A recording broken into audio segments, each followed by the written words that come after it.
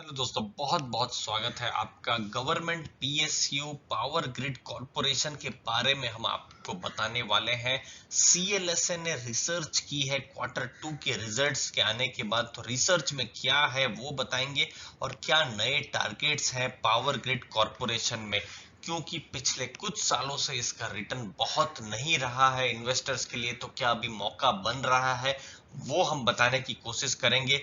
Company stable dividend देती है, तो जो इन्वेस्टर्स हैं क्या डिविडेंड उनको मिला है और क्या भविष्य में डिविडेंड की उम्मीद कर सकते हैं वो बताएंगे स्टॉक प्राइस के साथ साथ। और क्वार्टर टू की डिटेल्ड एनालिसिस करेंगे। तो आपके लिए वीडियो बहुत ही इंपॉर्टेंट होने वाला है अगर पीएसयू में आपको इंटरेस्ट है या फिर ट्रांसमिशन कंपनीज पावर ग्रिड में आपको इंटरेस्ट है। तो दोस्तों, सबसे पहले आप देखिए, सीएलएसए ने बाई की सलाह दी है और 215 रुपए का टारगेट दिया हुआ है। हम इसके करंट प्राइस और जो इन्होंने पावर ग्रिड ने जो प्राइस दिया है, क्या स्टॉक प्राइस रहा है, सब कुछ आपको बताने वाले हैं। लेकिन लॉजिक बता दे जो किसी भी फंडामेंटल इन्वेस्टर्स को जानना चाहिए कि क्वार्टर टू का जो रिजल्ट आया है बहुत ही अच्छा आया है, जहां पर इसका जो प्रॉफिट आफ्टर टैक्स है वो बढ़ा है और जो इसकी जो सब्सिडियरीज है उन्होंने ज्यादा डिविडेंड दिया हुआ है।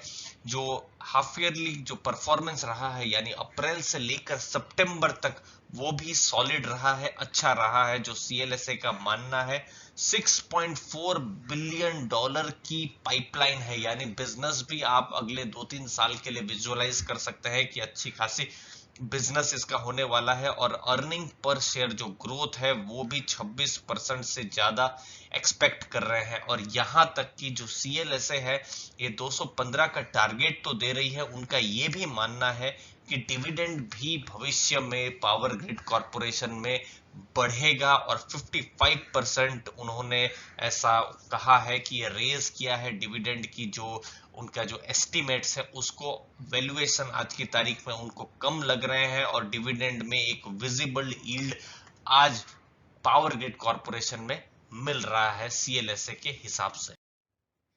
ये है स्टॉक की डिविडेंड की हिस्ट्री। जो डिविडेंड इन्वेस्टर्स है उनके लिए बहुत ही इंटरेस्टिंग होने वाला है। देखिए, सितंबर 2020 एक्स डिविडेंड डेट थी, 4 रुपया 4 पैसे का डिविडेंड था और 5 रुपीज 96 पैसे का डिविडेंड था 16 मार्च 2020 में। अगर कैलेंडर ईयर की ही बात करूं, 2020 की ही बात करूं, तो पावर ग्रिड 10 रुपए का डिविडेंड दे चुका है, जो कि अभी का जो अगर आप प्राइस माने इसको, तो ये 5% से ऊपर की डिविडेंड यील्ड बना रहा है। आप देखिए 10 रुपए का डिविडेंड। और हमने थोड़ी देर पहले आपको बताया कि सीएलएसए ने बताया भी है कि भविष्य में ये डिविडेंड बढ़ेगा। तो जिस हिसाब से उन्होंने रिसर्च की है, तो हम एक्सपेक्ट कर सकते हैं कि 2021 में या 22 में या 2023 में जो होगा डिविडेंड्स ये सब बढ़ते रहेंगे। अब देखिए 2019 में भी दो डिविडेंड की डेट है, अगस्त में और मार्च में। ये देखिए 5 रुपीज 83 पैसा और 2 रुपया 50 पैसा। तो यहाँ पर आप देखिए डिविडेंड यहाँ से 2020 में इंक्रीज हुआ है। फिर देखिए 2018 में भी दो बार डिविडेंड दिया हुआ है, 2 रुपया 80 पैसा और 2 रुपया 45 पैसा। तो यहाँ से भी आप देखिए 2019 में भी डिविडेंड बढ़ा है और 2020 में भी डिविडेंड बढ़ा है और परफॉर्मेंस अच्छा रहा है पावर ग्रिड का। तो डिविडेंड बढ़ता रहेगा ऐसी पूरी उम्मीद है। देखिए 20% का तो रिटर्न ऑलरेडी दे चुकी है। 158-59 के पास में इसका स्टॉक प्राइस था। ये एक महीने का ही डेटा लेकर आए हैं दोस्तों। तो 159 तक तो ये स्टॉक गिरा हुआ था। ये 14 अक्टूबर उसके आसपास, 14, 15, 16 अक्टूबर उस समय में। और उसके बाद आप देख सकते हैं स्टॉक प्राइस बढ़ा है, 188 तक पहुंचा है। लेकिन ये जो 20% रिजल्ट है, जो आपने रिटर्न देखा है, वो एक आधी ही स्टोरी। अगर आप 5 साल का अगर आप रिटर्न देखें तो लगभग कुछ ही रिटर्न नहीं बन रहा है।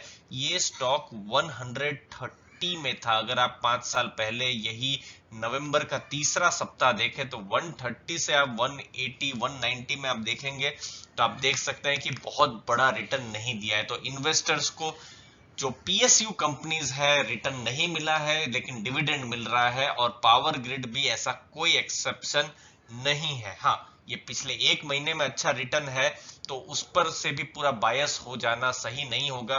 5 साल में भी इसने बहुत अच्छा रिटर्न नहीं दिया है। बीच में ये 220 221 तक ये जरूर पहुंचा था। ये जुलाई 2017 उस समय की बात कर रहे हैं जब 220 225 के आसपास ये स्टॉक पहुंचा था, लेकिन ये एक रेंज में ही रहता है। जो हमने देखा है कि 170 से लेकर 200 रुपए इस रेंज में ही ये स्टॉक प्राइस रहता है। और पावर कंपनी है, ट्रांसमिशन कंपनीज ने फिलहाल रिटर्न्स नहीं दिए हैं, चाहे ये एनटीपीसी हो या फिर power grid company, power grid जो इसकी हम बात कर रहे हैं वो हो, या पावर फाइनेंस हो। तो ये सब कंपनीज, गवर्नमेंट कंपनीज के रिटर्न्स खराब ही रहे हैं पिछले कुछ सालों में। लेकिन क्या चीजें बदलेंगी? अब देखिए, इसका net profit 23% year on year increase हुआ है। 2571 करोड़ था जो कि बढ़कर 3094 करोड़ हो गया है। नेट प्रॉफिट कंपनी ने ऐसे माहौल में जहां पर हमने देखा पूरे देश अचानक से बंद हो जाता है, ऐसे माहौल में भी इसका प्रॉफिट बढ़ता है। रेवेन्यू फ्रॉम ऑपरेशन जो है वो 6.16% बढ़ते हैं ईयर ऑन ईयर, आप देख सकते हैं। तो वो एक बड़ा पॉजिटिव है। एक्सपेंडिचर यानी जो खर्चे हैं कंपनी के वो भी कम होते हैं पिछले साल की तुलना में। देखिए, पिछले साल जो खर्चे हुए थे 6303 करोड़ के हुए थे, जो इस बार 5986 करोड़ के हुए हैं। तो कंपनी के फंडामेंटल्स हम बताएं, देखिए फंडामेंटली तो स्ट्रांग कंपनी है, गवर्नमेंट की बैकिंग है और एक तरीके से बहुत ही स्ट्रेटेजिकली भी इंपॉर्टेंट कंपनी है। पावर ट्रांसमिशन, आज हम ये वीडियो बना पा रहे हैं, आप ये वीडियो देख पा रहे हैं, आप टीवी देख पा रहे हैं, तो सब के पीछे एक पावर या इलेक्ट्रिसिटी का ही हाथ है। इसीलिए पावर ग्रिड तो एक इंपॉर्टेंट स्ट्रेटेजिक कंपनी है ही, तो उस पर तो कोई भी शक नहीं है। लेकिन जो फंडामेंटल्स है, जो बिजनेस परफॉर्मेंस है, वो बढ़ना या अच्छा होना भी जरूरी है, जो कि इस रिजल्ट से हमको दिख रहा है। और सीएलएसए ने भी 215 के टारगेट दिए हैं जो दिख रहा है। लेकिन जो इन्वेस्टर मल्टी बैगर जैसा रिटर्न समझते हैं तो शायद पावर ग्रिड उनको निराश कर सकता है, क्योंकि ये एक जो स्टेबल कंपनी है, जो डिविडेंड पेइंग जो इन्वेस्टर्स हैं उनके लिए थोड़ा ठीक हो सकता है।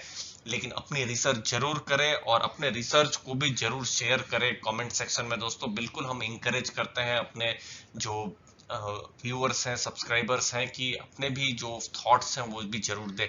उम्मीद है आपको वैल्यू मिली होगी। आपने अपना समय दिया, आपके समय के लिए दोस्तों बहुत बहुत धन्यवाद।